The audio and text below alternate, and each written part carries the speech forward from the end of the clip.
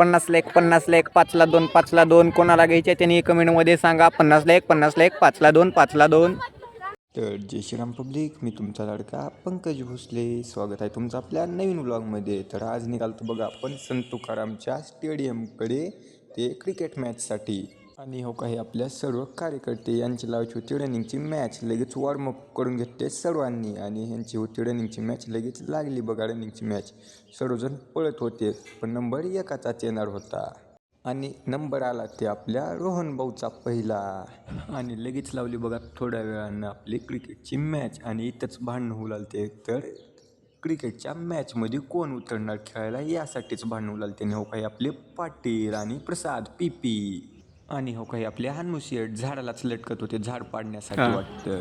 यहाँ पे अच्छा सा बैटिंग वाला, यहाँ पे स्ट्राइकर पे अब कोई भी नहीं है, आ रहा है लड़का। और यहाँ पे नॉन स्ट्राइक पे अजय दाई तिड़क है और बॉलिंग डाल रहा है हमारा सुमित भाई, एमएससी का लड़का है। यहाँ पे गांजा फुकिया पाटिल है इधर। खूप मोठी चूक केली. पहिल्याच बॉलला आपला गेम केलाय सादिक भाऊनी. जवळ बसून गद्दारी. सादिक भाऊ कडून शिकण्यासारखं आहे. तर जवळ बसून गद्दारी करण्याचं वरडाला तरी पण यांनी सांगायची गरज नव्हती. तरी पण यांनी सांगितले चुकलेला आहे. चुकले. बिस्किट पुडा दिला नाही अंपायरला म्हणून तसं झालं. अंपायर हो का पैसे घेऊन काम करणारे आहे, त्याच्यातून तुम्हाला समजला असेल. बिस्किट दिला असता पण अंपायरनं गद्दारी केली. त्यामुळे अंपायरचा आता सगळं कॅन्सर, जाहीर निषेध. जाहीर निषेध.